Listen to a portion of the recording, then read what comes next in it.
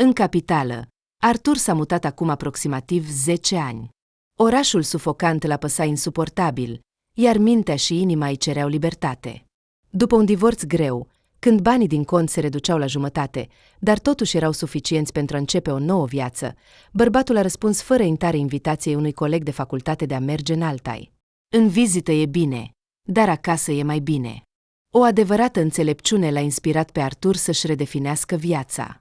Peisajele montane majestuoase, aerul curat și atmosfera unică a locului au schimbat ceva în sufletul antreprenorului din capitală. Chiar și în aeroport, când se pregătea să se întoarcă, a realizat: ce mă oprește să fac din acest loc casa mea?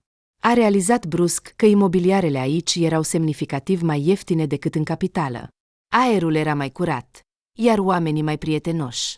În capitală, nu mai avea nimic care să-l țină. Își va vinde acțiunile companiei, apartamentul și se va muta aici, va începe o viață nouă, va învăța. După divorțul de Svelana, toate locurile care odată erau dragi îi aduceau acum doar tristețe. Nu voia să o întâlnească din nou. Într-un loc ca Kemal, nu o va putea aduce. Chiar dacă era un loc de vacanță, nu voia să spună nimănui unde pleacă, pentru a nu fi deranjat cu întrebări. A dispărut și a dispărut. Oricum, vor reuși să afle, dar asta e o problemă pentru mai târziu. Aici erau mai multe perspective, dacă își folosea mintea.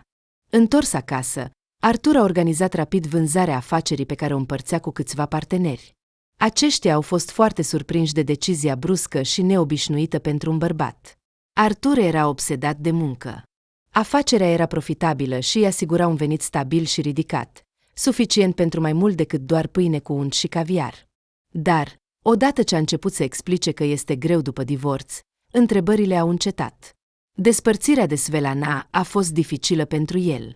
Femeia nu doar că a luat jumătate din bunuri, dar și-a pus ochii pe afacere. Totuși, seria de procese i-a tăiat din avânt.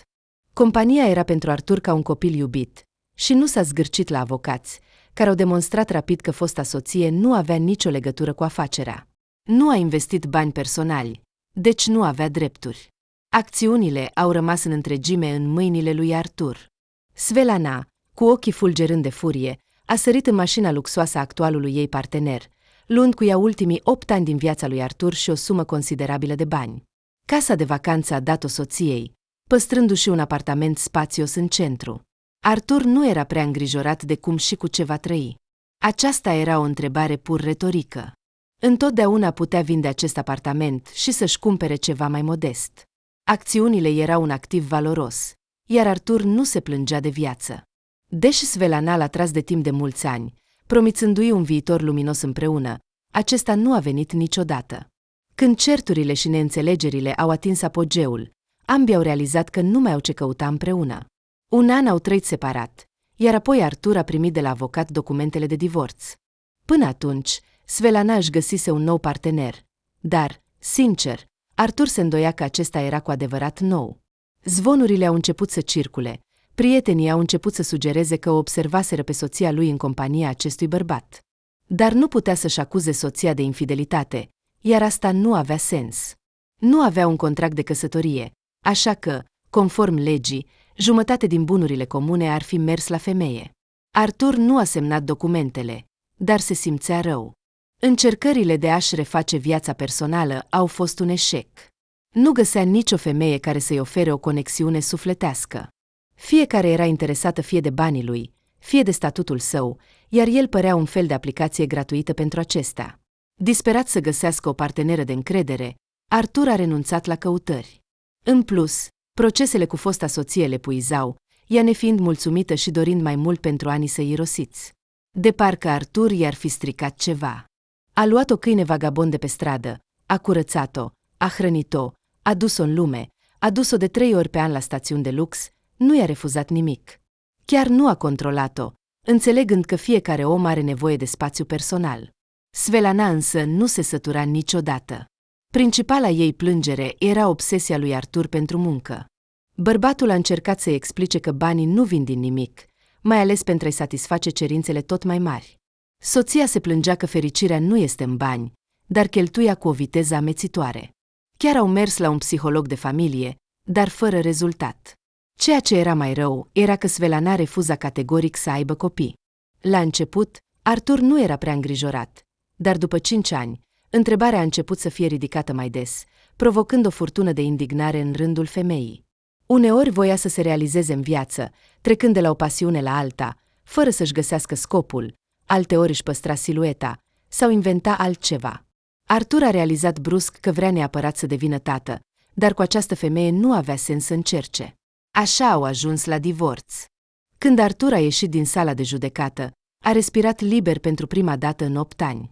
Chiar și aerul părea diferit, și parcă, dacă ai șterge o persoană din viață, nu ar fi nimic. Svelana îi aducea mereu aminte de sine. Chiar încerca să-l manipuleze pe fostul soț, otrăvindu-i viața.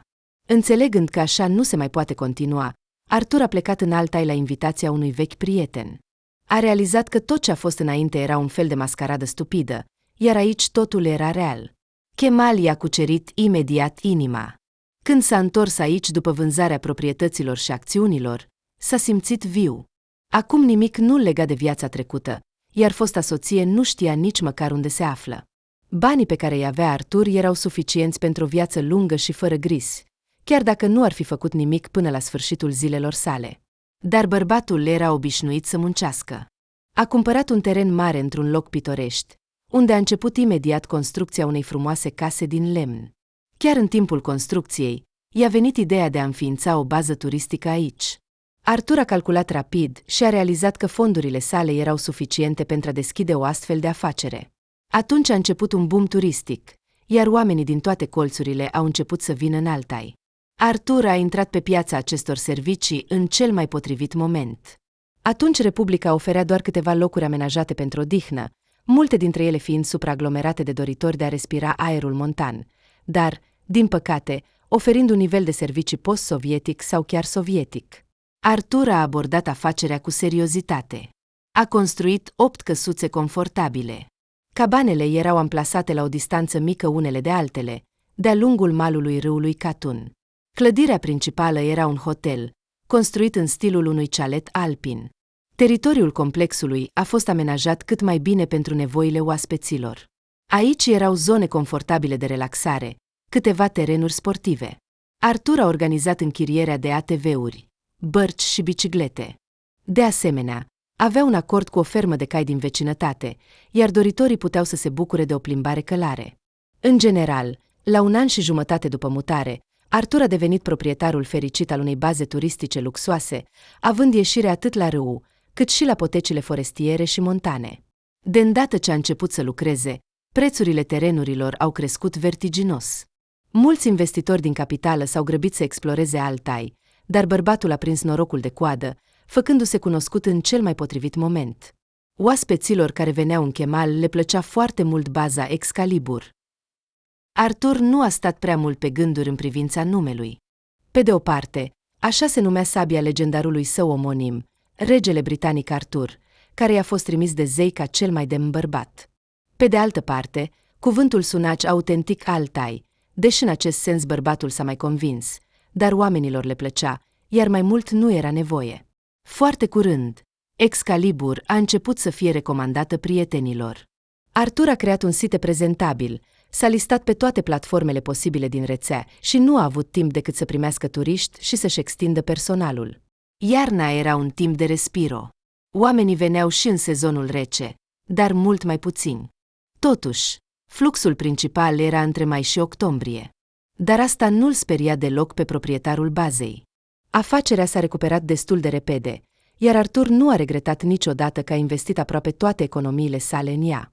Cu toate acestea, afacerea necesita îmbunătățiri constante în fața concurenței în creștere. La nivelul profiturilor pe care le avea în capitală, Artur nu visa să ajungă. Dar nici nu avea nevoie. Important era că îi ajungea pentru tot ce era necesar. După 10 ani de muncă asiduă, bărbatul și-a câștigat reputația de proprietar respectat, angajator de încredere și ghid competent. Artur a dezvoltat personal rute pentru turiști, a explorat munții și pădurile din jurul proprietății sale, chiar a învățat să pescuiască profesional. Totuși, viața lui personală nu se desfășura cum ar fi dorit. De fapt, nu voia să-și construiască nimic.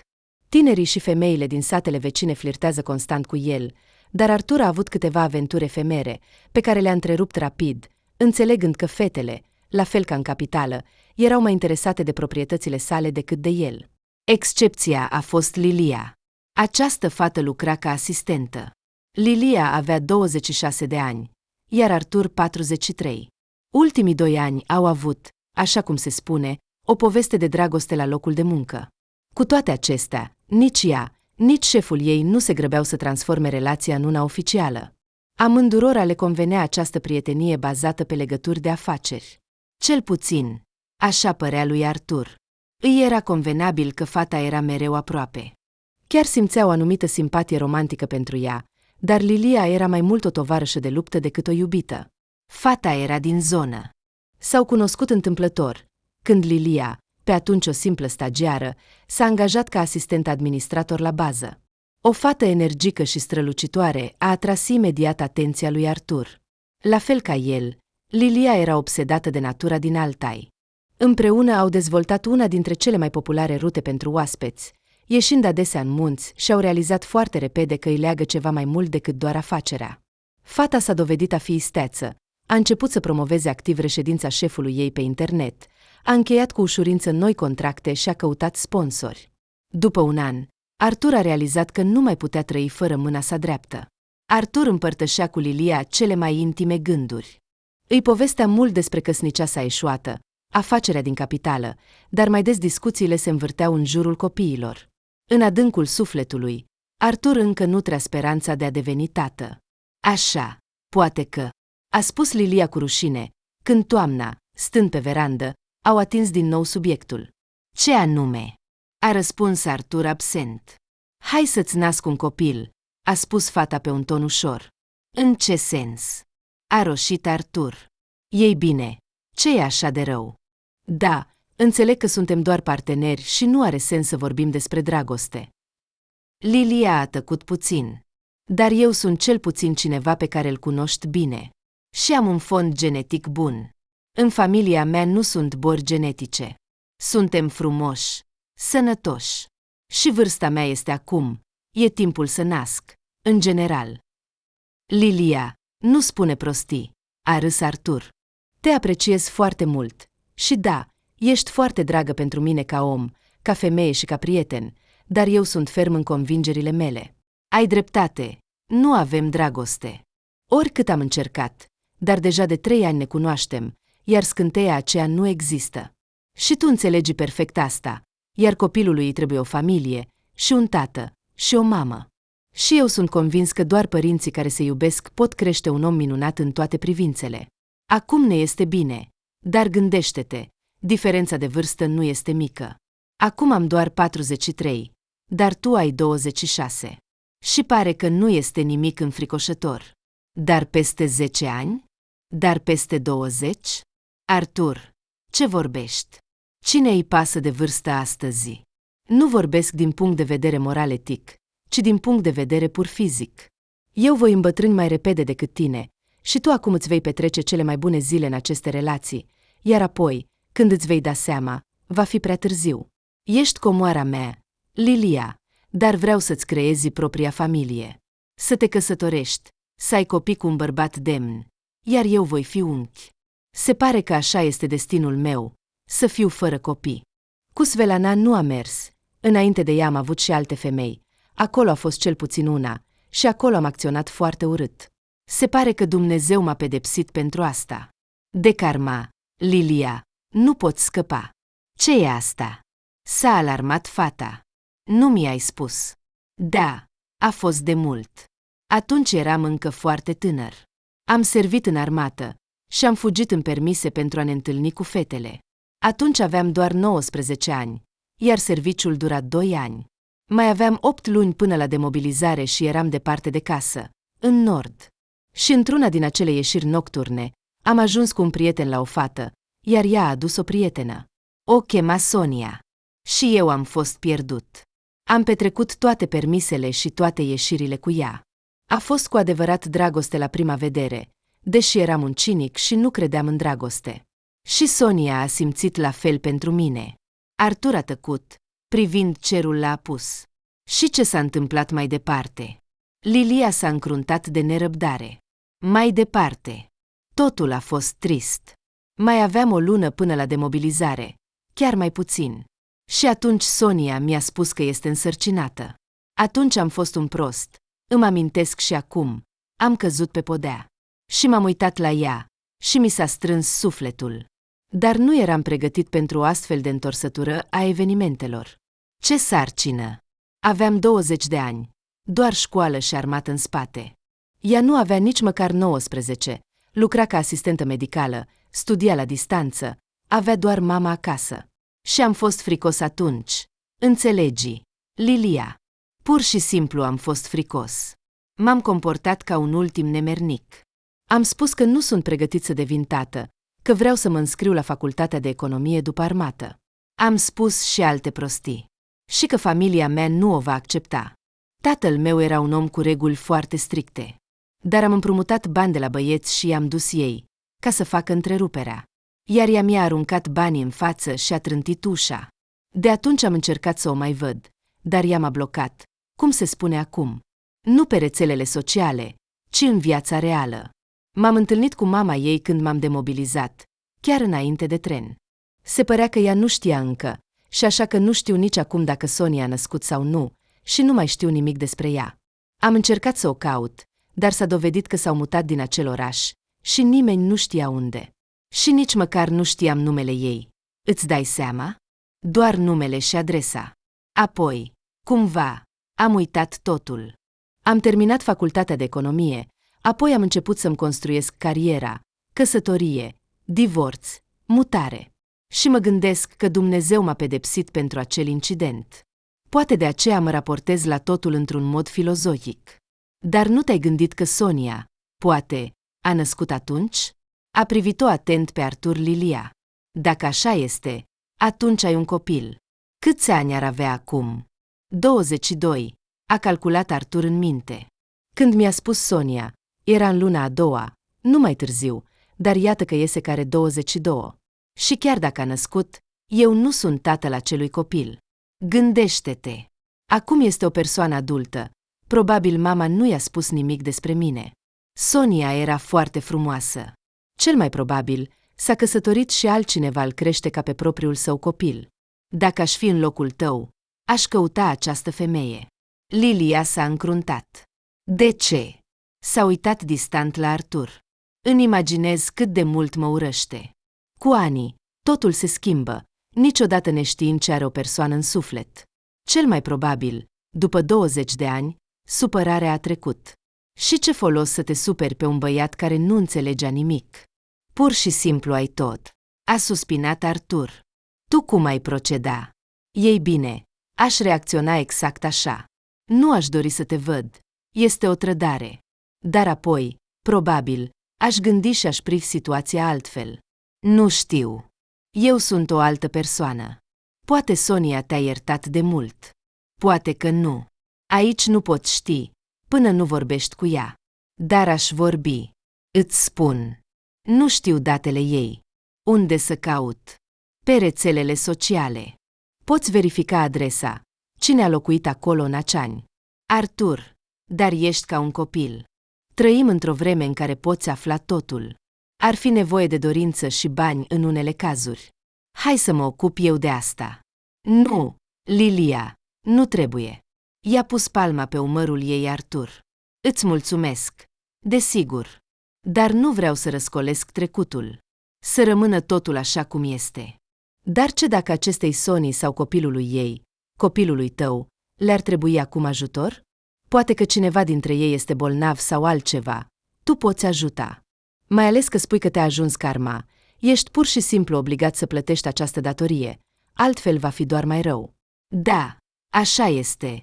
Despre karma. Nu cred prea mult în tot. Doar încercam să-mi explic logic și ilogic de ce am așa.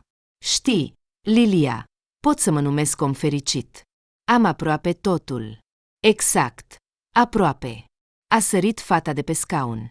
Nu înțelegi că fericirea ta este doar o iluzie. O ambalare frumoasă. Nu am văzut bucurie adevărată pe fața ta. Da, bani, statut, o muncă iubită, prieteni, dar asta nu e suficient. Artur, nu este suficient. Din punctul meu de vedere, ești încă foarte tânără și ai mai multe ambiții. Oh, și eu sunt bătrân. A râs fata. Chiar mi-este frică să mă gândesc, dacă tu gândești așa acum, ce va fi peste 20 de ani? Apropo, Artur, ești mai energic decât mulți dintre colegii mei de vârstă. Am simțit imediat când te-am văzut prima dată că ai o energie interioară care nu este accesibilă oricui. De aceea mi-e interesant cu tine. Dar în orice caz, nu te voi convinge. Ești liber să-ți gestionezi viața așa cum dorești. Pot doar să-mi exprim opinia, astfel încât să o accepti sau nu. Apoi, tu ești cel care decide, dar oferta mea cu copilul rămâne valabilă. Proastă! Artur s-a ridicat și a îmbrățișat fata. Soarele era aproape de apus, iar în ultimele raze, fața Lilei părea cumva magică. Într-un moment, Artur a văzut în ea trăsături ale iubitei sale uitate de mult. Sonia semăna cu Lilia. Sau poate că doar așa credea. Fața fostei sale iubite s-a estompat din memorie cu ani, lăsând doar o imagine fantomatică. Artur stătea lângă granița sudică a proprietății sale și observa cu tristețe cum, la câteva sute de metri de ea, se construiesc anumite clădiri. Nimeni din localnici, inclusiv din administrația raională, nu putea să-i spună exact ce se întâmplă acolo. Lucrările au durat deja un an. La început, bărbatul a crezut că niște bogați din capitală au decis să-și construiască un cuib confortabil aici. O masivă reședință din lemn, care depășea în dimensiune și calitate propria sa, era gata de câteva luni. Dar când în jurul ei au început să apară mici case de oaspeți, Artur a început să se îngrijoreze. Nu avea concurenți în raza de 100 de kilometri, de aceea afacerea lui prospera. Puțin mai la nord, sanatoriile și hotelurile erau grupate, iar majoritatea turiștilor întâmplătorii care au decis să viziteze Altai se cazează acolo. La el veneau cei care visau să se odihnească de agitație în liniște și izolare. Pe asta a mizat Artur la vremea respectivă.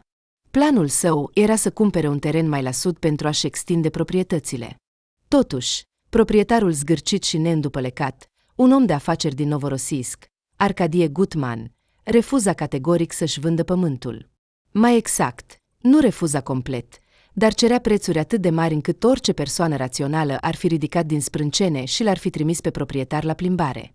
Doritorii de a construi pe terenul lui Gutman erau destui, dar nimeni nu își permitea prețurile. Artur a dat dovadă de o insistență demnă de invidiat. El a conectat tot farmecul și abilitățile sale de afaceri pentru a-l convinge pe Gutman să reducă prețul cu cel puțin 10%. Dar omul de afaceri, care a acceptat cu plăcere invitația lui Artur de a lua cină în cabana sa, a mulțumit pentru ospitalitate, dar nu a cedat în privința prețului. Timp de aproape 3 ani, Artur a purtat negocieri sterile. Gutman, care adesea se afla în baza lui, zâmbea doar enigmatic. La un moment dat, lui Artur i s-a făcut pur și simplu dor de toate acestea. A judecat că acele terenuri nu merită atâtea umilințe și a renunțat la încercările de a-l convinge pe omul de afaceri obstinat. În cele din urmă, proprietatea sa aducea un venit decent, iar a câștiga și mai mult nu era o necesitate pentru el.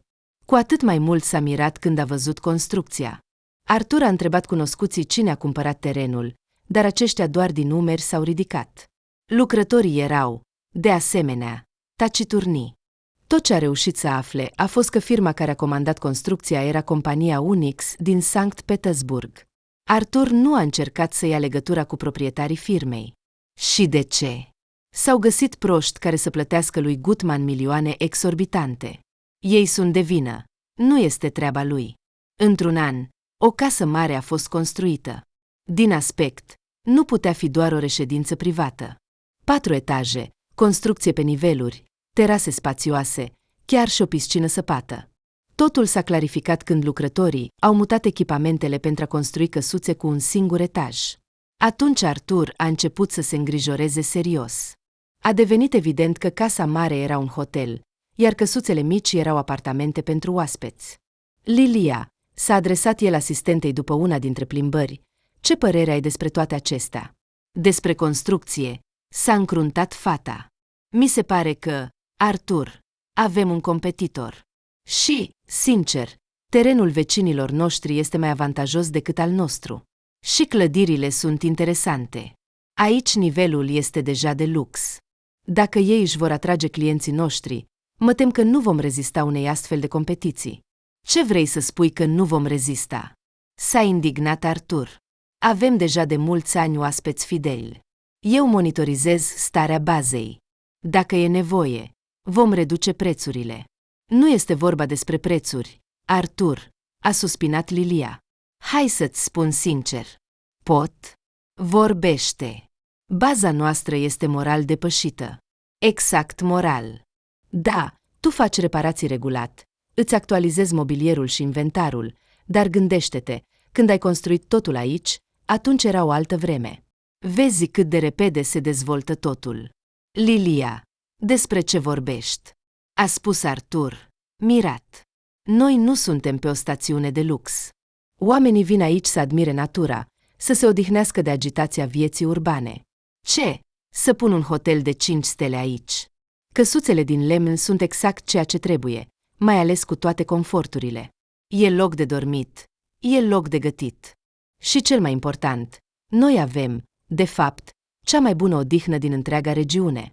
Tu te ocupi cu analiza. Sau ce? Crezi că ar trebui să pun roboți peste tot ca să conducă oamenii pe munți? Asta numești tu moralmente actualizat. Artur, nu exagera, dar parțial ai prins esența. Eu, spre deosebire de tine, am aflat câteva lucruri. Iată acel hotel pe care Unix îl construiește. Este într-adevăr de 5 stele. Am văzut proiectul. Este un fel de cabană elvețiană ultramodernă, iar căsuțele sunt mai confortabile decât ale noastre, iar personalul este din locuitorii autohtoni, așa zicând. Totul este foarte autentic și modern. Deocamdată este greu de spus ce politică de prețuri vor adopta, dar singurul lucru care ne va salva vor fi pachetele super scumpe. Așadar, ei vor captura un segment mai bogat. Nu cred că vei pierde clienții fideli. Oamenii s-au obișnuit că la tine este așa și așa și trebuie să plătească atât. Iar acolo, judecând după proiect, un sejur va costa de 3 ori mai mult decât la noi. Și adaugă și mesele, excursiile și tot restul. Și nu-mi pasă de acești bogați. Noi ne orientăm spre oamenii simpli. Nu au nevoie de toate aceste inovații. Oamenii obișnuiți au nevoie de comuniune cu natura și de un preț accesibil. Să meargă în Emiratele Arabe pentru noutăți.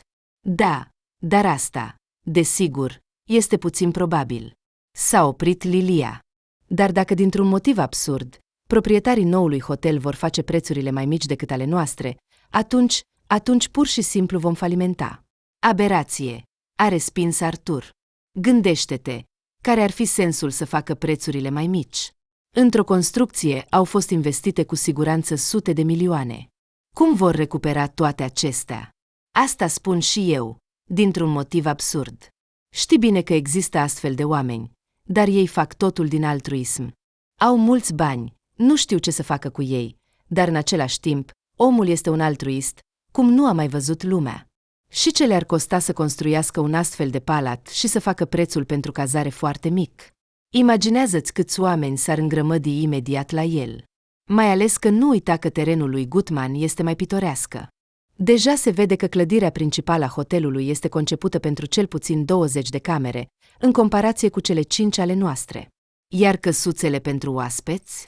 Noi avem doar 8, iar acolo sunt deja construite 12 și mai sunt câteva fundații. Oricum ai da, capacitatea lor este de 3 sau 4 ori mai mare. Lasă-i să construiască un hotel turcesc aici, a răspuns abrupt Artur. Tu acum vorbești despre lucruri care nu funcționează în condiții normale de concurență. Mă îndoiesc că proprietarii acestui Unix sunt nebuni și atât de mari mecenați încât să primească oaspeți gratuit. Deci, ar trebui să vorbesc cu Gutman. El, ca prin minune, a plecat acum în Emirate. Am sunat. El a spus doar că va veni curând la noi. Pot să aflu eu despre acest Unix. Am câteva legături în Ministerul Protecției Mediului. Un astfel de teren nu se vinde fără știrea lor. Nu este nevoie deocamdată, Lilia. Ne vom adapta la circumstanțe. L-a liniștit Artur. Totuși, concurența este o chestiune delicată. Mi se pare că exagerez problema. Întotdeauna se poate adapta. Oh, Artur, toate acestea sunt adevărate, dar să nu se întâmple ceva care ne va lua prin surprindere. Am un sentiment rău. Te stresezi doar, a zâmbit Artur. Intuiția mea îmi spune că noul hotel va avea nevoie de mult timp pentru a-și construi clientela. S-au aruncat aici din Sankt Petersburg, fără să știe ce îi așteaptă. Eu mă ocup de toate acestea de atâția ani. Acum nu este atât de simplu să faci totul ca înainte. Piața este suprasaturată, mulți turiști nu vor merge într-un hotel nou construit fără reputație, chiar dacă ar fi de 10 stele.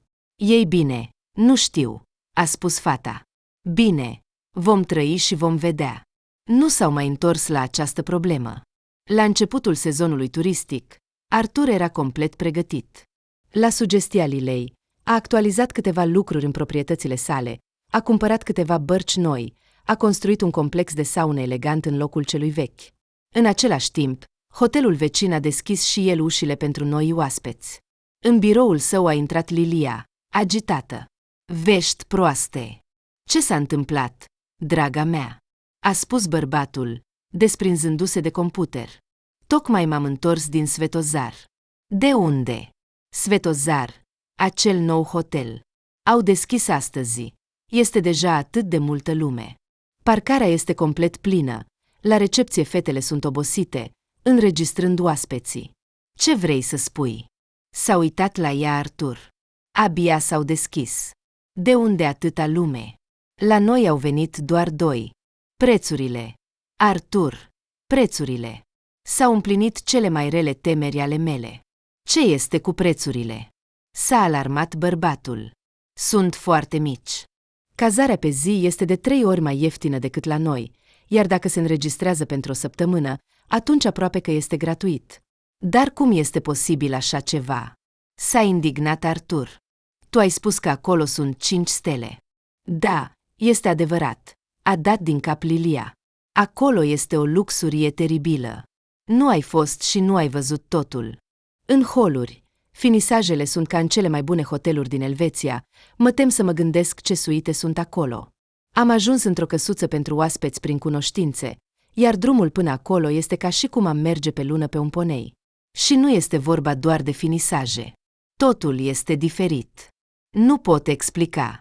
Trebuie să vezi tu însuți. De fapt, dacă ar fi să aleg, aș alege să mă odihnesc acolo.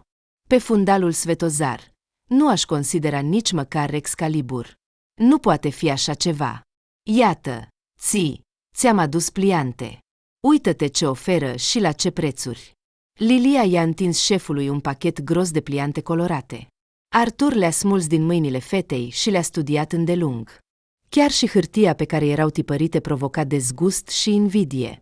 Pagini pline de fotografii luxoase și descrieri tentante ale facilităților excursiilor, dar cel mai mult îl revolta pe Artur prețurile.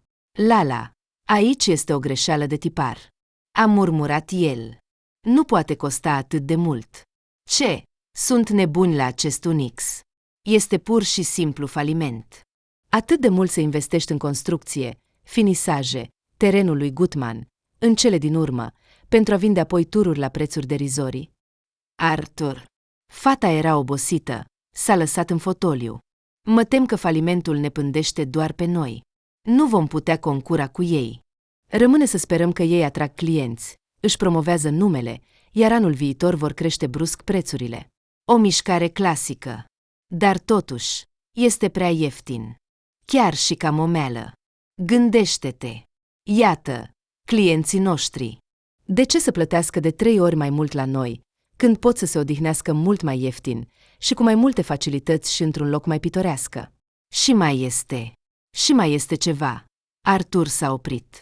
Da, Lilia a întors privirea. În general, astăzi am fost la Latâpov să prelungesc contractul de închiriere pentru cai. Și ce? Ei bine, a refuzat. Ce înseamnă a refuzat?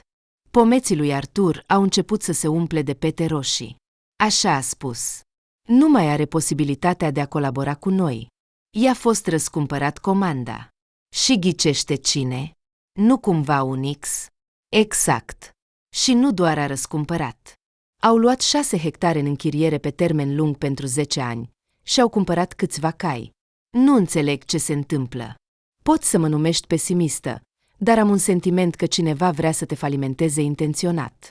Prostii! A strigat Artur. Cine ar avea nevoie de asta? Eu sunt aici de mai bine de 10 ani. Trăim în pace cu vecinii. Nu cumva Gutman vrea să se răzbune pentru că nu am fost de acord cu prețul lui? Nu cred că este Gutman, a obiectat Lilia. Am vorbit recent cu el. Am reușit să aflu că a vândut acest teren chiar mai scump decât ți-a cerut. Această firmă Unix este extrem de suspectă. Am încercat să o verific prin canalele mele. Este înregistrată ca filială a unui mare holding de doar 2 ani. De unde au atâția bani? Nu se știe. Proprietarii sunt 2. Namov K.A. și Namova S.A. amândoi din Sankt Petersburg. Îți dai seama, există o astfel de secretomanie, încât nu pot verifica nici măcar numele complete ale acestor oameni. Domeniul de activitate este turismul, dar anterior nu s-a ocupat de nimic similar. Totul este foarte dubios.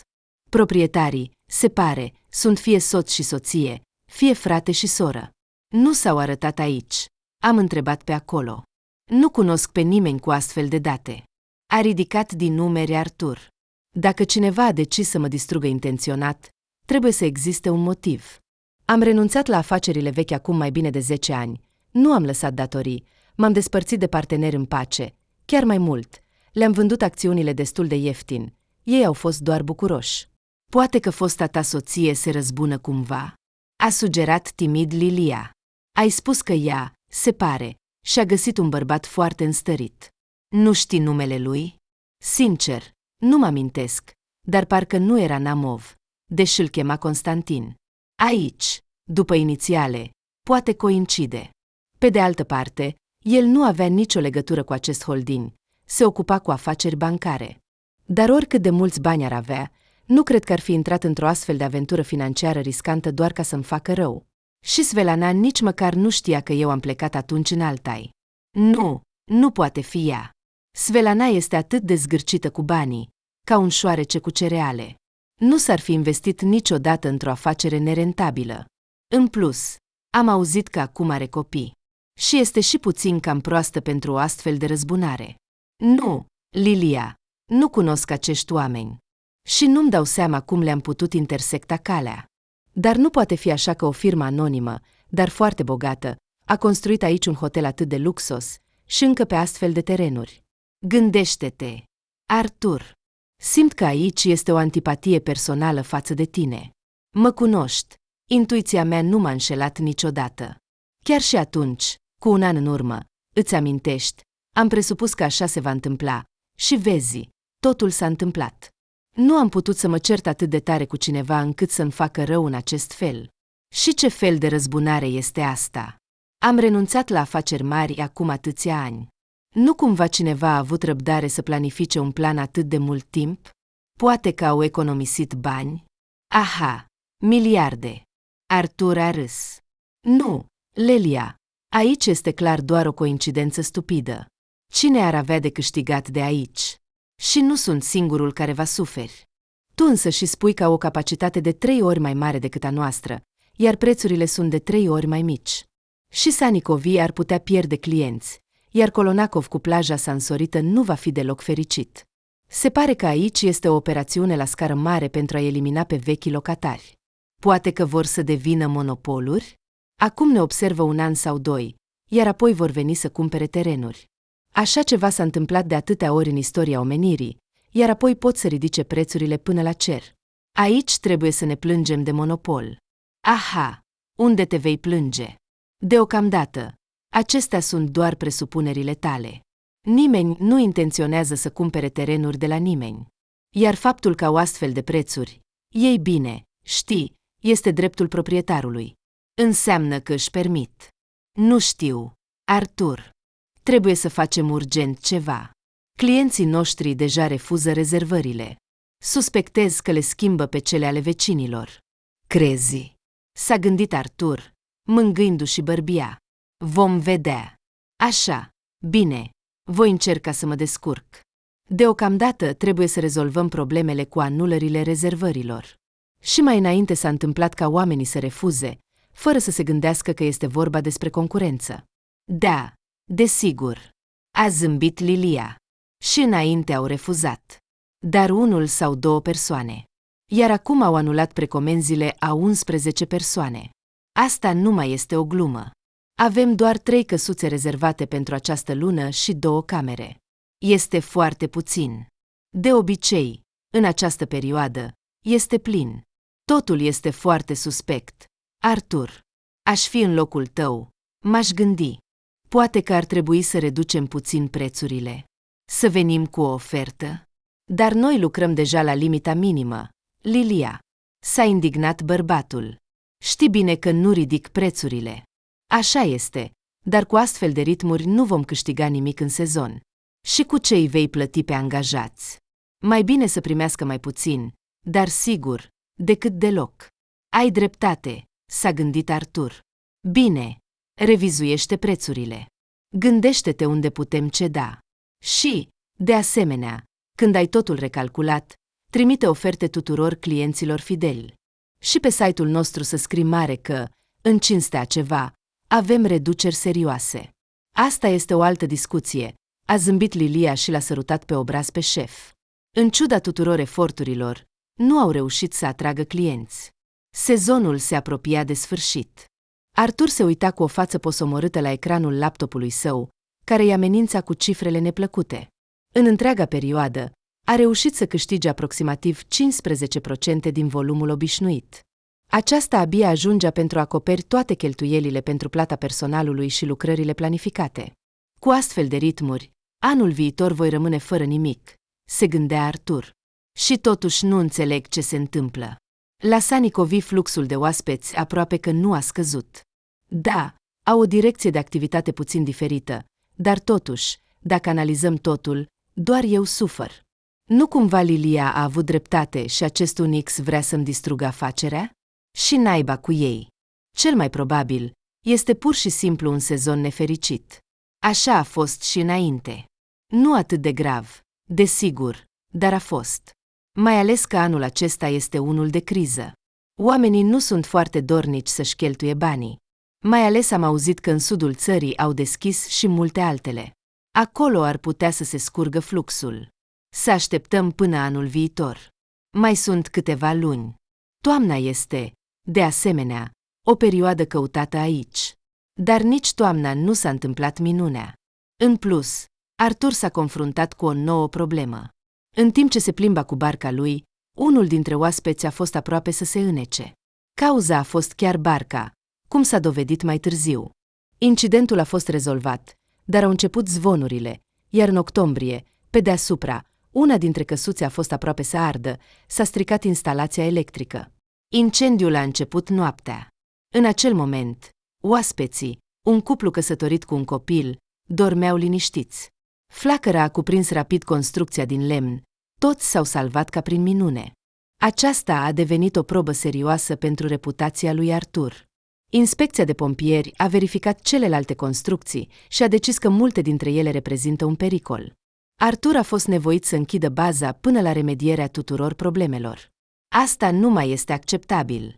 A suspinat obosit Lelia, când i-a adus lui Artur un nou raport. Cheltuielile sunt pur și simplu nebunești.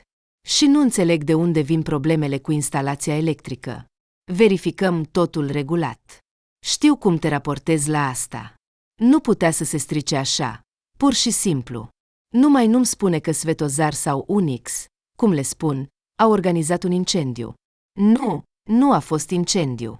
Cel mai probabil, oaspeții s-au comportat neglijent cu aparatele electrice, dar în ceea ce privește coruperea inspecției de pompieri, vecinii ar fi putut organiza asta.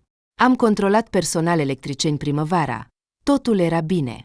Dacă am fi avut o instalație electrică veche sau altceva, Artur, acest an a fost nu doar nerentabil. Nu a existat profit. Acum avem o amendă uriașă de la pompieri și un cost cosmic pentru schimbarea instalației electrice. Și cu barca, acel incident. Este pur și simplu inexplicabil de unde ar fi putut apărea o gaură în fund. Toate bărcile sunt aproape noi, iar acolo a fost special perforată. Lilia, nu înțeleg ce se întâmplă. Am un sentiment că a început o perioadă neagră. Este normal. Nu poate fi totul bine. Și nu trebuie să vezi în toate un complot al concurenților. Mai bine să lucrăm la defectele noastre. Da, instalația electrică este nouă, dar cine îți dă garanția că toți acești muncitori au făcut totul corect? Îți amintești că i-am ales dintr-o ofertă? Știi că cel zgârcit plătește de 2 ori. Așa s-a întâmplat. Logica ta este clară, Artur? Lilia își răsucea o șuviță de păr blond. Dar totuși, nu cred că totul este întâmplător. Bine, un eveniment, dar toate acestea s-au întâmplat exact când au apărut vecinii noștri. Și ce pot face, chiar dacă ai dreptate? S-a enervat Artur. Bine, să presupunem că ei încearcă intenționat să mă falimenteze. Ce urmează? Trebuie să ieși în contact cu proprietarul și să te lămurești. A declarat ferm Lilia. Ușor de spus. Crezi că nu am încercat să iau legătura cu acești Namov? Chiar am apelat la vechii mei parteneri să afle tot ce pot. Dar nu am obținut nimic. Pur și simplu nimic. Sunt niște răzbunători neidentificabili. Biroul lor este bine acoperit. Numai ce încerci să afli, imediat blocaje. Nu știu ce se întâmplă acolo, dar mai bine să nu mă bag în asta. Atunci acceptă faptul că vara viitoare vom rămâne fără bani. S-a enervat Lilia. Și nu-mi pasă. S-a enervat Artur. Ce-ți pasă ție? Te vei angaja undeva și îți vei găsi un nou loc de muncă. Eu trebuie să mă ocup de asta. Artur. Ce Artur? M-am săturat de toate acestea. Am venit aici special ca să mă îndepărtez de intrigile capitalei și de comploturile concurenților, de dușmani și de toată mizeria. Dă-mi voie să trăiesc în liniște. Mie e indiferent. Mă voi falimenta. Voi vinde această bază blestemată și voi trăi ca un pusnic. Voi da afară pe toți și voi termina cu asta. De ce faci asta? Eu vreau doar binele. Lilia avea lacrimi în ochi. Am vrut să facem bine, dar a ieșit ca întotdeauna. A strigat Artur. Du-te și lucrează. De fapt, nu. Du-te mai bine în concediu. Aici nu ai ce face. Voi închide totul pentru iarnă. Totul. M-am săturat. Să prospere acest Svetozar. Iar primăvara vom vedea ce este de făcut. La primăvară nu va mai avea sens. Plângea fata. Dacă vrei așa, voi pleca. La Svetozar voi pleca. Au nevoie de un asistent administrator. Da, și du-te. M-am săturat. A plâns ea. Lilia s-a uitat în tăcere la șef. Pe obrașii ei curgeau lacrimi pe obraje. A stat așa puțin și a ieșit, fără să închidă ușa în urma ei. Primăvara a fost foarte timpurie. Toată iarna, Artur a băut, deși înainte nu făcuse nimic similar. A închis baza înainte de anul nou, anulând rezervările puține. Lilia a plecat și nici măcar nu a răspuns la telefon când bărbatul, răcorindu-se, a realizat că a fost prea dur. Până la mijlocul lunii martie, aproape că nu a ieșit din casă, având în vedere că în cămara hotelului erau suficiente provizii. Artur s-a lăsat de barba lungă, a devenit sălbatic, dar într-o zi minunată a simțit o dorință puternică de a comunica cu oamenii. A aprins sauna și a petrecut aproape toată ziua acolo, eliminând toxinele acumulate pe parcursul iernii. Seara, s-a simțit mai bine. Stând în holul hotelului său, privind spre holul gol și bucurându-se de liniștea stridentă, el a sunat brusc, fără să se aștepte, numărul Lilei. Fata, deși nu imediat, a răspuns. Bună, Artur Valerievici. A salutat ea sec. Lilia, salut. De ce ești atât de oficială? S-a mirat Artur. Dar cum altfel? Acum suntem străini, nu? A răspuns ea întunecat. Lasă, nu am avut dreptate. Iartă-mă. Lilia a tăcut la telefon. Nu era clar dacă era pregătită pentru un dialog sau nu. Lilia, nu tăcea, a cerut bărbatul cu umilință. A trecut atât de mult timp. Nu ești genul acela. Ce gen? Fata s-a enervat brusc. Mi-ai spus atunci niște răutăți. M-ai dat afară, aș putea spune. Și acum nu ești genul acela. Trebuie să vin la tine cu brațele deschise. Nu-mi datorez nimic. Lilia, iartă-mă. Mă scuz sincer. M-am comportat ca un idiot. Hai să ne întâlnim. De ce? Mi-e dor de tine. Și în general. Artur, sunt la muncă. Bine, hai să ne întâlnim. Pentru că ai dreptate. Nu sunt genul care să țină supărare. Dar să știi că nu mă voi întoarce la tine. Nici nu cer. Îmi dau seama că am greșit și am pierdut tot. Dar ca prieteni, putem să ne vedem? Putem. Voi veni la tine după schimbul de la 10. Excelent! Artur s-a animat. Era deja întuneric când Lilia a sosit. Fata era binevoitoare, deși se comporta destul de distant. Ce mai faci? Cât timp a trecut? I-a zâmbit Artur. Dar la tine, văd că e liniște. S-a mirat Lilia, privind holul gol. A început sezonul. Nu te-ai deschis încă? Care e sensul? A zâmbit Artur. Tu ai spus că nu există. Nici nu am angajat lucrători și nu accept cereri, pentru că nu sunt. Totul e al tău, sfinte. În primul rând, nu e al meu. Lilia s-a așezat în fotoliul mare din piele. În al doilea rând, nu m-am gândit că te vei da bătut. Și nu m-am dat bătut. Pur și simplu nu mai vreau. Nu m-am gândit că o competiție oarecare îmi va distruge voința atât de ușor. Dar nu e asta problema. Fără tine nu vreau să fac nimic aici. Artur, dacă încerci să mă atragi înapoi așa, nu merită. Nu încerc nimic, Lilia, a suspinat bărbatul. Pur și simplu îți dau credit ca manager. Să fim cinstiți, tu ai fost forța motrice care a făcut ca Excalibur să funcționeze. Tu ai fost responsabilă pentru tot. De fapt, ai fost aici adevărata stăpână, iar eu doar număram banii. Atunci ce te împiedică să preiei afacerea în mâinile tale? Ești un director și un manager minunat. Te-ai dezvoltat, observă, cu mult înainte de apariția mea. Sau ce? Te-ai lenevit? Ai pierdut abilitățile? La prima mă voi gândi, la a doua cu siguranță nu. Spiritul de afaceri rămâne pentru totdeauna. Mi s-a terminat energia. Și banii. Am studiat starea conturilor pentru a reporni totul aici.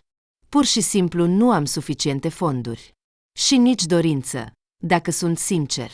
Apropo, cum stați cu politica de prețuri? V-au crescut prețurile stăpânii voștri? Nu, fata a dat din cap. Și nu au de gând. Dar dacă totuși vrei să continui, îți voi împărtăși informații. Poate îți vor fi utile. În general, luna viitoare proprietarii intenționează să vină aici. Eu nu i-am cunoscut încă și, în afară de nume, nu știu nimic, la fel ca tot personalul. Și cui îi pasă, dacă plătesc la timp, și nu puțin. Și ce propui? Să te întâlnești cu ei. Vorbește cu ei ca cu oameni normali. Deși, dacă sunt sinceră, mă îndoiesc de raționalitatea lor. Am acces la contabilitate, veniturile hotelului sunt minime. În același timp, se cheltuie foarte mulți bani pentru întreținere și salarii. Aici fie e spălare de bani, fie altceva. În orice caz, se poate vorbi. Poate reușești să apelezi la bunul simț, sau să înțelegi singur dacă sunt împotriva ta personal sau pur și simplu nu sunt raționali. Și dacă e o răzbunare personală, măcar vei înțelege de ce se comportă așa cu tine. Am înțeles. A dat din cap Artur. Nu prea avea chef să se întâlnească cu proprietarii Sfintei și nici nu era sigur că această discuție ar duce la ceva. Totuși, întotdeauna se putea ajunge la un acord și să le vândă Excalibur. Măcar ar putea obține niște bani buni și să plece de aici, să-și construiască o nouă casă și să uite pentru totdeauna. Atunci îți voi spune imediat când vor veni. A bătut Lilia pe umărul lui Artur. Bine, a zâmbit slab bărbatul. Dar tu, ce mai faci? A schimbat ea subiectul. Păi, vezi tu, de ce întreci? A zâmbit el amar, a băut toată iarna, iar acum, în sfârșit, s-a trezit. Acum nici nu știu dacă a meritat. Wow! A dat din os Lilia. Cine s-ar fi gândit că vei lua totul așa? Oprește-te. Dacă vrei, voi veni mai des la tine. Dar, te rog, ia-te în mâini. Aș fi foarte fericit. Lilia, a râs Artur. Exact o lună mai târziu, telefonul lui Artur a sunat. Până atunci, bărbatul nu și-a deschis baza, dar măcar ieșea treptat din apatie datorită vizitelor Lilei. Artur, au venit, a spus fata aproape în șoaptă. Tocmai s-au prezentat la toți și au plecat în cameră. Vino!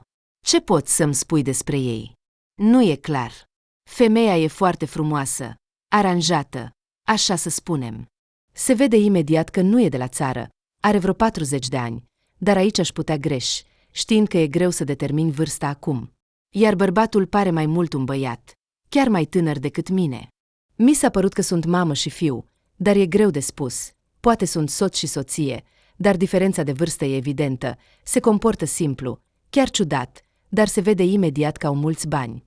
Bine, voi veni. Ce crezi? Mă voi putea întâlni cu ei. Au cerut să pregătim prânzul și să-l servim la bar. Așa că acolo te vei întâlni cu ei. Numai să nu spui că am lucrat pentru tine și că i-am condus la tine, altfel te vor da afară. Și nu am unde să mă întorc. Nu e problemă, Lilia. Ce ai? S-a indignat Artur. Bine, voi fi acolo la 2. Bărbatul s-a pregătit în grabă, aducându-se în ordine. Nu s-a bărbierit și nu și-a ales un costum mai decent, dar s-a dat cu parfum și și-a aranjat unghiile. Până la urmă, tocmai asta putea să strice sau să îmbunătățească impresia. A intrat în holul Sfintei, demonstrând prin toată postura sa indiferență. Dar a fost greu de făcut. Artur se simțea ciudat să fie aici ca un oaspete. Din exterior, părea că un pescar obosit a greșit ușa și, în loc de căsuța sa, a vizitat un palat. Atmosfera strălucea de lux, dar nu acel lux pe care îl întâlnea de obicei în casele și apartament din Moscova. Totul era cumva și simplu, și scump în același timp. Finisajele luxoase din lemn și piatră scumpă, mobilier din piele, artificial îmbătrânit, blănuri de animale. Holul era iluminat moale de lămpii lungi, care atârnau de tavanul cu grinzi.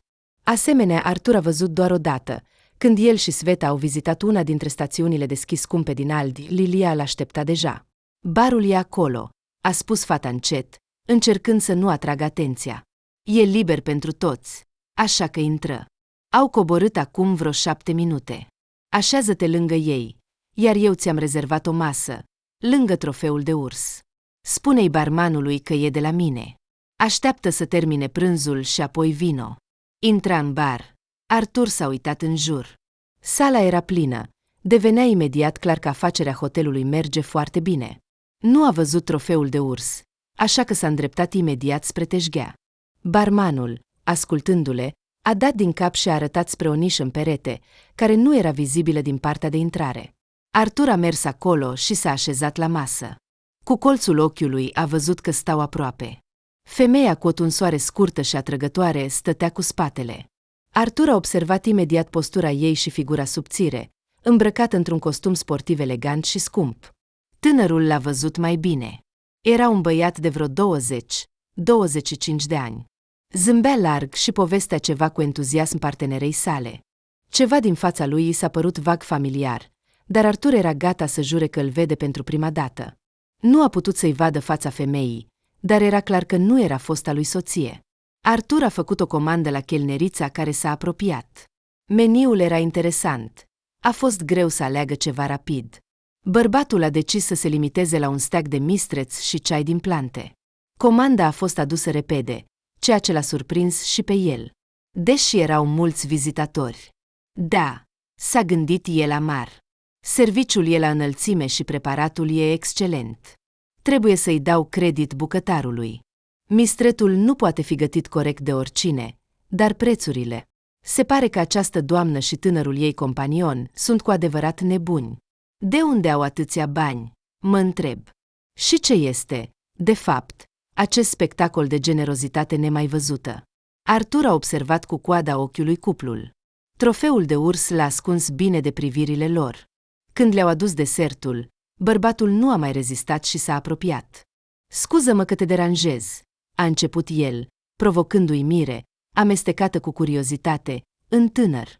Femeia a tresărit și s-a întors cu un zâmbet ușor pe față. Și atunci a venit vremea ca Artur să se mire. A recunoscut-o imediat. Aci osi albastri strălucitori, nasul cu o mică cocoașă, obrazii înalți. Da, au trecut mulți ani, dar în tot acest timp nu s-a schimbat deloc. A dispărut doar puful obrajilor și strălucirea juvenilă a ochilor. Fără îndoială, Artur o vedea în fața sa pe Sonia. Sonia, a murmurat el în sfârșit, scăpând de amorțeală. Femeia se uita la el în tăcere, fără să-și abată privirea. Mamă, vă cunoașteți? A întrerupt tăcerea băiatul.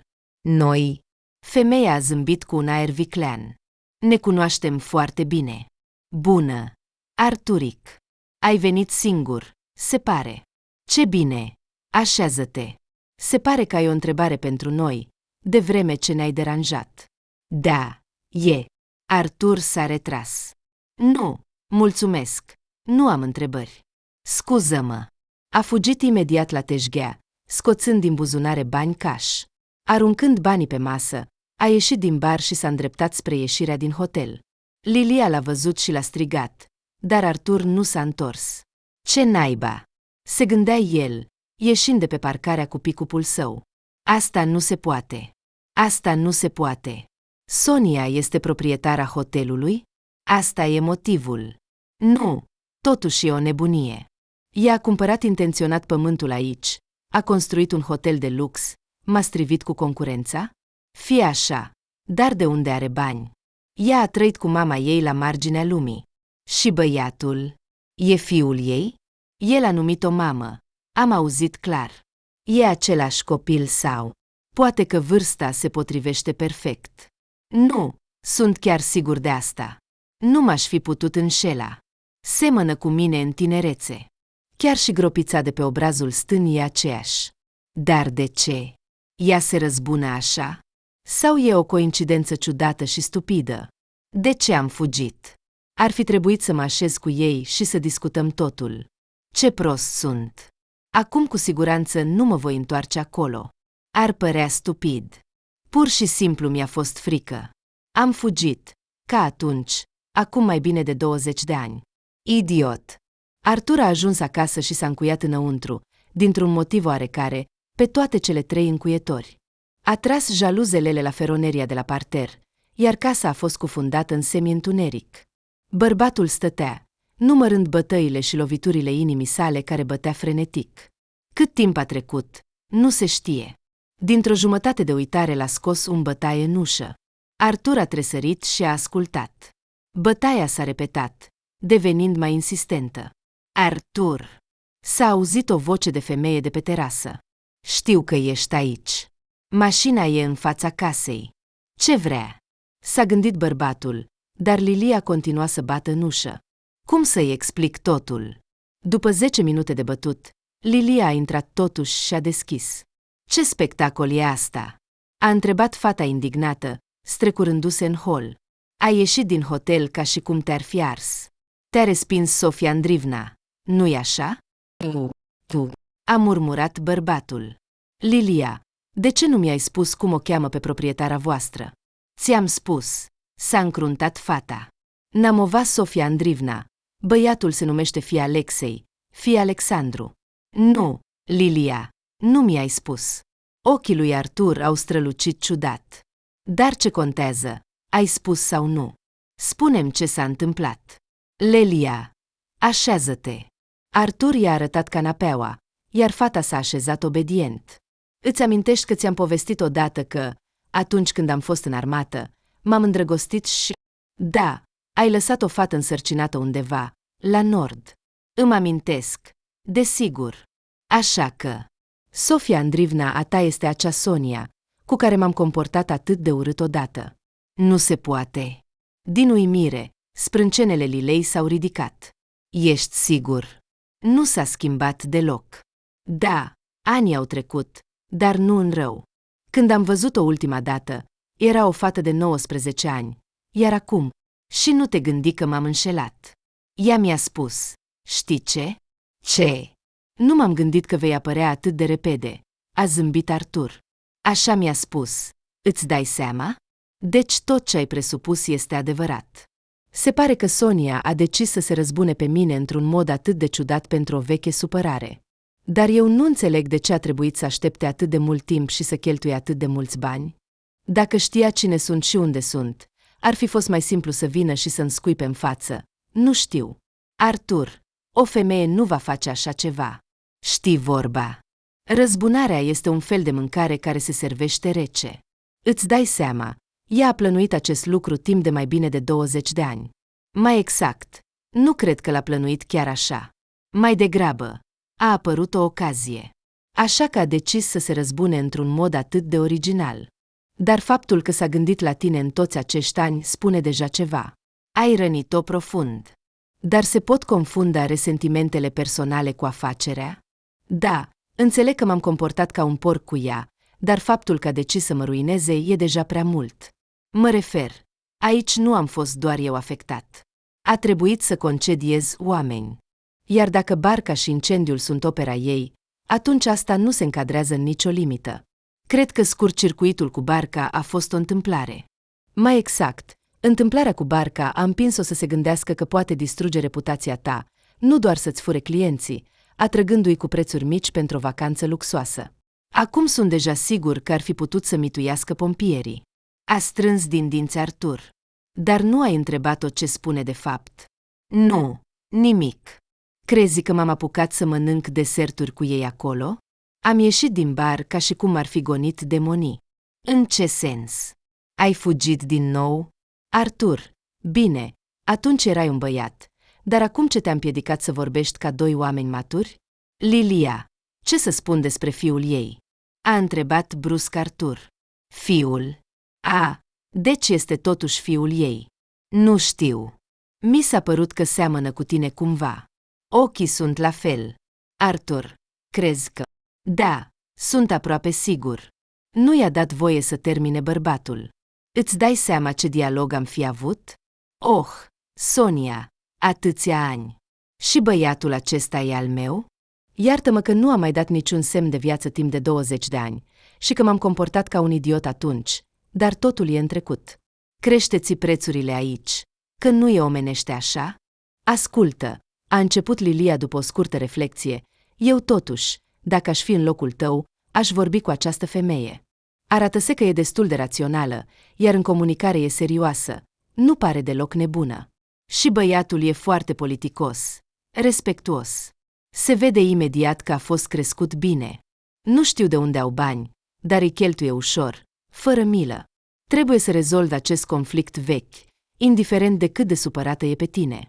Dacă găsești o abordare, te va ierta, îți spun ca femeie. Nu știu, Lea, din privirea Sonei, am înțeles că nu are de gând să discute constructiv.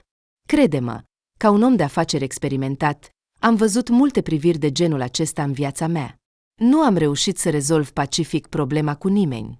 Mai bine să vând totul aici și să plec, ca să nu afle ea și să nu continue să se răzbune. Mi se pare, observă, asta e din nou intuiția, iar în ultima vreme te-ai convins că funcționează excelent la mine. Așa că, mi se pare că a reușit să obțină ce a vrut. Nu voia să se răzbune pe tine, ci să te învețe o lecție. Era important pentru ea să vadă cum pierzi totul, creația ta. Așa cum ai vrut ca ea să piardă copilul ei. Atunci i-ai dat bani. Din punctul meu de vedere, logica e simplă. Să arate că banii nu sunt piatra de temelie. Dacă înțelegi asta, poți merge mai departe, indiferent de dificultățile întâmpinate. Dumnezeule, Lilia, cât de complicat! A zâmbit Artur. Mă îndoiesc că a gândit un astfel de sens profund în acțiunile sale. Nu, aici e clar o răzbunare evidentă a unei femei supărate. Gândește cum vrei. A suspinat Lilia, dar, cum a arătat practica, mai bine ai ascultat intuiția mea. Artur a condus-o pe Lilia și s-a încuiat în casă. A gândit mult timp, nu a putut adormi. Spre dimineață, Artur a căzut în somn, iar în jurul familiei l-a trezit o bătaie în ușă. Da, pe cine au adus din nou demonii? A murmurat bărbatul, ridicându-se de pe canapea. A deschis ușa și l-a văzut pe tânărul de ieri. Salut! A zâmbit băiatul larg. Salut! A răspuns Artur, mai puțin așteptând să-l vadă pe pragul ușii pe fiul Sonei. Scuză-mă că te-am deranjat atât de devreme. Ghidul nostru a fost bolnav. Apendicit acut. Tocmai l-au dus cu ambulanța. Și noi ne pregăteam pentru traseu. Singur nu mă asum riscuri, deși nu mi-e frică de munți. Am fost în multe locuri deja. Dar regula principală este să nu explorezi un traseu necunoscut fără un ghid. Și eu ce-am de-a face? S-a mirat Artur. Păi, mi s-a spus că nimeni nu cunoaște mai bine locurile decât tine. Apropo, mă cheamă Alexei. Se pare că te cunoști cu mama mea, așa că m-am gândit că nu mă vei refuza. Nu te voi refuza în ce? Să-mi faci companie. Voiam să ajung la Grotă Cuiu, să văd pictogramele antice din peșteri și apoi să admir cascada Beltirtuiuc. Acolo Catun se umflă. Am auzit despre un pod suspendat vechi. Care e problema să angajezi un ghid? În Chimal e plin de lume. Îți spun că te-au recomandat ca fiind cel mai bun. Și am observat că ai un SUV bun. Nu e un parc, ci unul care poate depăși orice munte. Alexei, a suspinat Artur, mi se pare că te-au sfătuit greșit. Vezi că totul aici e închis, parțial tocmai din cauza mamei tale. Baza nu mai funcționează. Îți voi plăti bine, a întrerupt băiatul. Nu am nevoie de bani, a strigat bărbatul. Dar ceva în capul lui a făcut click. S-a uitat atent la tânăr, la gropița de pe obrazul stâng. Os verzi, la fel ca ai lui Artur. Bine, dracului. Când te-ai hotărât să pleci? Chiar acum. Am totul pregătit. S-a entuziasmat Alexei. Mi-ar trebui doar să mă adun. Du-te la tine până atunci. Vin după tine în o oră. Fii pregătit. Îți mulțumesc, Artur Valerievici. Poți să-mi spui doar Artur. Nu e nevoie de formalități. Și pe tu. Super! A zâmbit băiatul. Da, dar să mergem doar noi doi. Pick-up-ul meu e pentru doi. În remorcă vom pune toate lucrurile tale. Te-ai hotărât pentru mult timp? Până seara sau cu noaptea? Ce e mai bine? Dacă plecăm în o oră, ajungem înapoi până seara. Dacă ne oprim pe drum, atunci nu voi cobor în întuneric de la cascadă. Acolo drumul e înfricoșător. Atunci ar trebui să rămânem peste noapte pe vârful prăpastiei. Acolo nu e doar periculos, ci pur și simplu coborârea în întuneric nu va funcționa. Putem lăsa mașina la poalele muntelui și să urcăm pe jos. Durează doar o oră. Ești în formă bună. Dar să spun din start, nu voi căra cortul. Da, hai să ajungem, a dat din cap băiatul. Așa, în scopuri de familiarizare. Eu și mama vom mai sta aici încă 2 săptămâni. Va fi timp să mai mergem în excursie. Dacă îi va plăcea compania mea, aș fi bucuros să mergem de câteva ori în munți. Du-te deja, de câteva ori, a râs Artur. Într-o oră voi fi, nu întârzia. Închizând ușa după Alexei, Artur a respirat adânc. De ce m-am înscris pentru această excursie? Se gândea el. De ce să mă complic cu acest băiat? Dar dacă Sonia l-a trimis, ca să mă împingă de pe vârful Ebil Tartuiuc? Nu, asta e pur și simplu nebunie. L-aș lua pe Lilia cu mine, dar ea lucrează. Merită să merg cu acest puști? Nu pare că înțelege că eu sunt tatăl lui. Și e puțin probabil să aibă vreo pretenție față de mine, dar totuși trebuie să fiu precaut. Artur s-a pregătit repede, a luat cu el un set de prim ajutor, o frânghă solidă, un ibric de camping și cuțitul său de armată. Toate acestea le-a pus într-un rucsac și l-a aruncat în remorca SUV-ului. La porțile Sfintei a ajuns chiar mai devreme decât fusese stabilit, dar Alexei stătea deja pe o bancă lată, sprijinindu-și picioarele de un rucsac mare. Oh, credeam că te răzgândești, a zâmbit el, făcându-i cu mâna lui Artur. De ce să mă răzgândesc? Ți-am promis, iar eu îmi respect întotdeauna cuvântul. Probabil de aceea am o astfel de reputație. Hai, încarcă-te! Cu cât mai repede plecăm, cu atât mai repede ne întoarcem. Drumul nu a fost complicat. Ziua era clară, zăpada se topise complet, pentru mijlocul lui aprilie era chiar cald. Soarele strălucea, iar pe pajiștile verzi înfloreau tot mai multe flori de primăvară. Artur încetinea din când în când, pentru ca Alexei să facă o nouă fotografie. Tânărul era încântat de peisajul din jur și nu rata nicio ocazie de a surprinde o astfel de frumusețe. Dar nu e periculos să mergem acolo primăvara? Întrebă băiatul. Alunecări de teren, poate, sau ceva de genul. Nu, dădu din cap Artur. Aici natura este așa, că este practic sigur. Iarna nu m-aș risca să urc pe cascada. Acum 9 ani am încercat. Abia am supraviețuit. Acum este exact sezonul. Potecile sunt deja curate și uscate, nu sunt practic alunecări. Și acolo unde mergem, acolo, vei vedea singur. Nu sunt munți ca pe Baikal sau în Caucaz. Am fost în Caucaz. Tânărul dădu din cap. Eu am fost pasionat de bouldering de la 12 ani. Știi, alpinism fără asigurare. Ei bine, escaladăm pietre mici, nu stânci. Da, am auzit. Dădu din cap Artur. Aici, de altfel, Există și trasee pentru fratele tău. Dar vara abia se deschid. Dacă vii vara, îți voi arăta. Grozav! Aș rămâne să locuiesc aici. De unde ești? Întrebă Artur. Din Sankt Petersburg. Mai exact, m-am născut în Severodvinsk, dar am locuit acolo doar până la un an. Nu mă amintesc nimic, iar când am împlinit un an, mama și bunica s-au mutat la Sankt Petersburg. Și tatăl tău nu este? Întrebă cu prudență bărbatul. Tată. Se uită la el Alexei. Nu am tată biologic. Mama m-a născut singură. Dar în Petersburg s-a căsătorit destul de repede cu Mihail Namov. Sigur ați auzit de el. Un mare om de afaceri. La începutul anilor 2000 și-a făcut o avere cu o rețea de supermarketuri, apoi a investit în câteva proiecte online. Dar asta nu e important. Am știut întotdeauna că unchiul Mihail nu este tatăl meu, nu l-a numit niciodată tată. Deci m-a crescut și m-a iubit ca pe propriul său copil.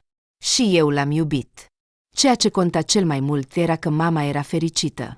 Tatăl meu adevărat s-a comportat groaznic. M-a părăsit pe mama când era însărcinată și a plecat la Moscova. Iar ea l-a iubit. Chiar și acum, cred că îl iubește.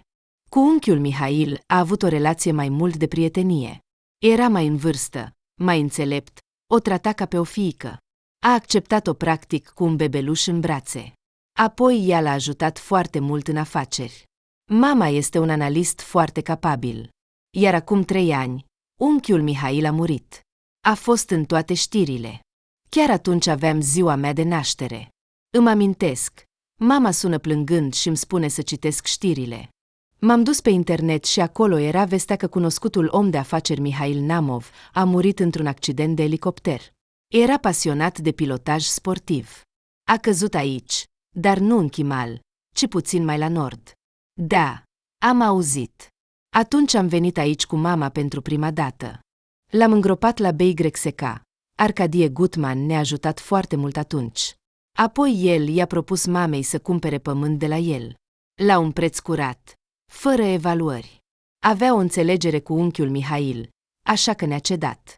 Mama la început a refuzat. Unde să aibă pământ aici? În Chimal. Nu poți zbura din Petersburg. Dar apoi și-a schimbat brusc părerea și a fost de acord. Apoi mi-a spus că vom construi un hotel aici. Mie nu-mi păsa prea mult. Eram încă la școală. Și toată afacerea asta a trecut pe lângă mine. Dar toate activele unchiului Mihail au trecut la mama, iar banii sunt mulți, nici acum nu știu cât. Dar am decis că mama a început construcția aici în memoria lui. Așa a apărut Svetozar. Voiam să venim anul trecut, dar bunica a murit și a trebuit să amânăm. Mama Soniei? Întrebă Artur fără motiv. Da, dădu din cap Alexei. Alexei, spune-mi, de ce a construit mama ta un hotel atât de luxos, iar prețurile sunt semnificativ mai mici decât în cea mai sărăcăcioasă colibă de aici? Asta nu e rentabil. Mă interesez ca un om care se ocupă de asta de mai bine de 10 ani și știu în ce constă costul. Asta, zâmbă băiatul. Vezi tu, mama mea s-a născut într-o familie săracă și de mică visa să călătorească. Dar unde poți scăpa din regiunea Arhangel? Apoi am apărut eu. A fost un eșec total. Așa că a decis să se ocupe de caritate, ceea ce a adus câteva milioane în plus. A decis ferm că va face vacanțele aici mai accesibile, astfel încât fiecare om să poată savura frumusețile din Altai. Așa, se gândi Artur, dar asta ne-a dăunat mult, concurenților ei. Înțeleg, este o faptă bună, dar trebuie să respectăm și vecinii. Mama a spus că nu a dăunat nimănui în mod special. A negociat din timp cu toți și a discutat condițiile, de asemenea a compensat pierderile multora. Serios? Se miră Artur. Dar mie nimeni nu mi-a compensat nimic. Baza mea se învecinează direct cu a voastră și nu doar că am suferit pierderi serioase, care aproape m-au falimentat, dar se zvonește că mama ta a pus pe mine inspecția de pompieri. Nu poate fi așa. Alexei își întoarse privirea. Mama nu ar fi făcut așa ceva niciodată. Este o persoană foarte bună și întotdeauna se gândește la alții mai mult decât la ea. Îți spun cum stau lucrurile, suspină bărbatul. Dar am văzut cu ochii mei. Hotelul meu este închis și nici măcar nu am început în acest sezon. Toți angajații au fost concediați. Jumătate s-au dus la voi. Voi vorbi cu mama. exclamă tânărul cu entuziasm. Voi, cu atât mai mult, vă cunoașteți. Nu merită, Alexei, o întrerupse Artur. Eu cu mama ta. În general, are un motiv să mă falimenteze. Probabil de aceea a propus compensații tuturor, în afară de mine. Spune-i doar că, dacă vrea să cumpere Excaliburul meu, sunt gata să discut condițiile afacerii. Ca o formă de, să zicem, scuze. Îmi pare foarte rău pentru Sonia, dar nu am avut ocazia să-mi cer scuze până acum. Dar mama nu ține supărare. Ce s-ar fi întâmplat între voi, mă îndoiesc că ar fi acționat așa, se gândi Alexei. Ar trebui să vorbești cu ea. Nu ar trebui să vinzi baza. Am auzit că Excalibur se deosebește favorabil de altele. Aveți cele mai interesante tururi. Ghidurile noastre nu se compară cu ele. De exemplu, toți m-au refuzat să mă duc la cascadă. M-au trimis la tine. Așa au spus. Nimeni nu cunoaște locurile mai bine decât Artur Valerievici Korolev. Asta e adevărat, zâmbie Artur. Mașina urca cu încredere pe drumul îngust de munte, aproape lipindu-se de stâncile uriașe. Rafturile înguste și stâncoase, presărate cu pietriș, păreau cumva solemne, dar periculoase. Alexei stătea cu gura deschisă, fie de uimire, fie de groază reverentă în fața priveliștii grandioase care îi se desfășura în față. Este pur și simplu indescriptibil, șopti el. Îmi este teamă să respir. Totul pare că, dintr-o mișcare neglijentă, mașina se va răsturna direct în prăpastie. Lasă! Da, un șofer neexperimentat nu are ce căuta aici, dar totul pare atât de periculos doar. Se activează temerile noastre primordiale. Am fost aici de vreo 300 de ori. Nu am avut niciodată probleme. Apropo, iată-ne și la destinație. Artur opri mașina pe o platformă de observație largă. Drumul sinuos și periculos a rămas în urmă. Poteca pentru pietoni merge mai jos. Arătă el undeva în direcția respectivă. Acolo este mai interesant să urci, dar asta este pentru data viitoare. Aha, răspunse Alexei, neputând să-și ia privirea de la frumusețea care îi se desfășura în față. La câțiva metri de el curgea un râu, oprindu-se brusc pe stânci. Tânărul se apropie de balustradele de lemn care încadrau platforma și prigi în jos. Nu-ți amețește capul, râse Artur, apropiindu-se de el. Este incredibil, răspunse Alexei, fără să-și ia privirea de la apa care se prăbușea în cascade la câteva zeci de metri în jos. Apropo, am auzit o legendă despre acest loc. Da, bărbatul se uită la el cu uimire. Cât timp am locuit aici, am auzit multe legende, dar despre Beltertaiug nu am auzit niciuna. Este interesant să aud ce povestesc despre frumusețile noastre în Petersburg. Alexei respiră adânc și începe. Am auzit că, cu mult timp în urmă, aici, chiar pe vârf, trăia o fată foarte frumoasă. Era foarte simplă, dar atât de frumoasă și înțeleaptă, încât cuvintele despre ea se răspândeau în vale. Mulți războinici din triburile vecinei căutau atenția, dar ea era neclintită. Studia plantele și visa să ajute oamenii. Și într-o zi l-a întâlnit pe un tânăr călător. Era și el războinic, dar venise dintr-un loc îndepărtat. Bărbatul s-a rătăcit și a cerut adăpost. Fata nu putea să refuze, iar aproape imediat s-au îndrăgostit unul de celălalt. Da, știu, întrerupse Alexei povestea. Sună ciudat și naiv, dar așa a fost. Continuă, zâmbie Artur. Legendele sunt întotdeauna ciudate și naive în unele privințe, dar tocmai de aceea seamănă cu adevărul. Așadar, continuă băiatul, s-au îndrăgostit unul de celălalt, ca nimeni și niciodată în lume, și totul a fost atât de bine pentru ei, încât a uitat de tot ce era în jur. Dar a trebuit să-și amintească. Fata a realizat că așteaptă un copil, iar în acel moment totul s-a prăbușit. Cel care pretindea că o iubește mai mult decât viața, deodată și-a schimbat fața, a început să-i ofere aur, dar să o implore să scape de copil. Fata s-a făcut brusc palidă. Nu se aștepta la o astfel de trădare. L-a alungat pe tânăr. Dar nu putea să-l uite și în fiecare noapte și zi plângea pentru el, iar lacrimile ei, curgând prin prăpastie, s-au transformat în această cascadă. Și ce s-a întâmplat mai departe? Întrebă Artur, devenind precaut, recunoscând în povestea sa propria. Mai departe? Se uită atent la el băiatul. Nu știu, este o legendă. Ele se termină întotdeauna așa, încât să poți să-ți imaginezi singur. Înțeleg, suspină bărbatul și prigi în depărtare. Soarele aurora cursurile râului și întinderile nesfârșite ale naturii care revine la viață. Și eu știu ce s-a întâmplat mai departe. De unde? Ridică o sprânceană Alexei. Ai spus că nu ai auzit o astfel de legendă. Această legendă o aud, dar dintr-o altă parte. Mai exact, știu legenda despre un tânăr care a acționat josnic cu iubita sa. Era un laș. Un băiat care s-a temut de responsabilitate și și-a trădat iubirea. A regretat atât de mult fapta sa, încât întreaga sa viață a mers pe calea greșită. A devenit un călător, ale cărui picioare nu mai puteau să-l ducă în țara făgăduită, de care a renunțat, abandonând acea fată. Oriunde mergea, era un impas. O căuta, dar nu o găsea, iar apoi zeii i-au trimis pedepsa. A găsit o altă femeie, dar aceasta l-a înșelat și nu i-a dăruit copii. În ispășire, acest bărbat, deja îmbătrânit, s-a dus acolo unde, în opinia sa, ar fi putut găsi liniștea de toate neliniștile sale. A vândut casa, a împărțit bogățile sale, căci pentru el, singur, nu-i trebuia nimic din toate acestea. Și s-a retras aici, undeva aproape de locul unde stăm acum. Și totul a început să se așeze. Dar karma te ajunge întotdeauna, chiar dacă ai uitat de faptele tale rele. Așa s-a întâmplat și cu el. Acest bărbat nu a mai iubit niciodată pe nimeni, nici măcar pe sine. Și acea fată nu a mai văzut-o niciodată. Întrebă încet Alexei, căci se pare că ea era undeva în apropiere. De ce nu a încercat să se scuze în fața ei?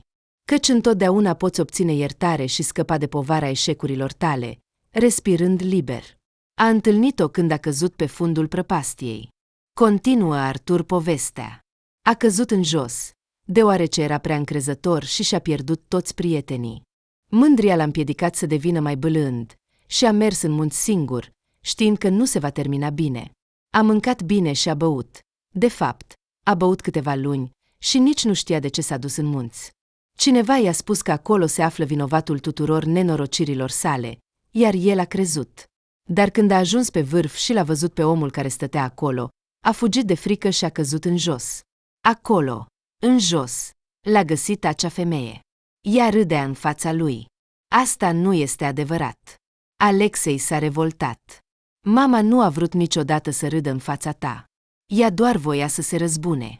Să te umilească. Ca să simți cum este. Să pierzi ceea ce iubești. Și încă nu din vina ta. Te-a iubit.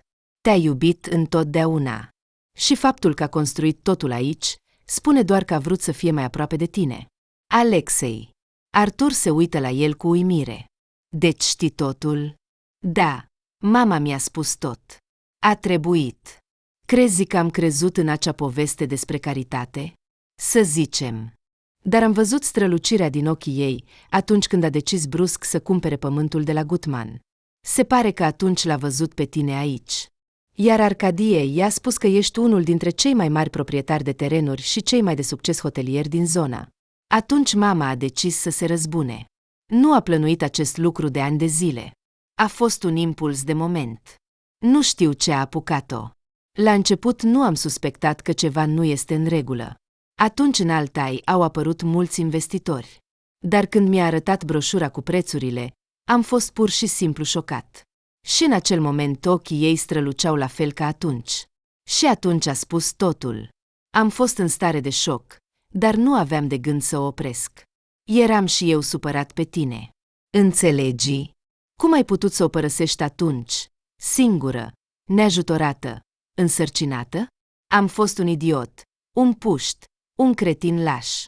Strigă Artur, iar ecoul îi răspunde imediat strigătelor de disperare.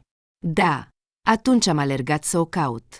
Am vrut să repar totul, dar era prea târziu. A plecat din Severodvinsk, iar eu nici măcar nu știam numele ei. Dumnezeu este martor că nu am uitat-o nicio clipă și m-am rugat ca ea să nu lase atunci copilul.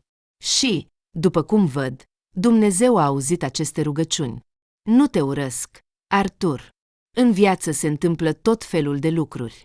Nu voi putea să te numesc tată, nu aștepta asta, dar sunt gata să vin aici și să merg cu tine în drumeții. Am doar o singură condiție. Care? Acum ne întoarcem Și tu te întâlnești imediat cu mama mea. Nu-i spune că am fost aici. Mi-a interzis să comunic cu tine. Dar ea este o persoană care iartă repede. Dacă îi ceri sincer iertare, atunci aveți o șansă să deveniți prieteni. Deși, nu știu dacă are nevoie de un astfel de prieten, dar un astfel de dușman cu siguranță nu-i trebuie. Când ai venit la noi în bar, la început ochii ei au strălucit din nou, dar când ai fugit, mama a plâns. Artur, ea te iubește încă. Nu știu cum funcționează asta. Nu am simțit niciodată un astfel de sentiment, dar cu siguranță merită să rezolvați toate problemele voastre. Artur privea în tăcere în depărtare. Cuvintele fiului ajungeau la el dintr-un loc îndepărtat. Nu putea să creadă că Sonia a păstrat această dragoste de-a lungul anilor. Și în el însuși, atunci în bar, s-a mișcat ceva. A înțeles că doar văzând această femeie, totul din pieptul său s-a oprit. De asemenea, o iubea încă.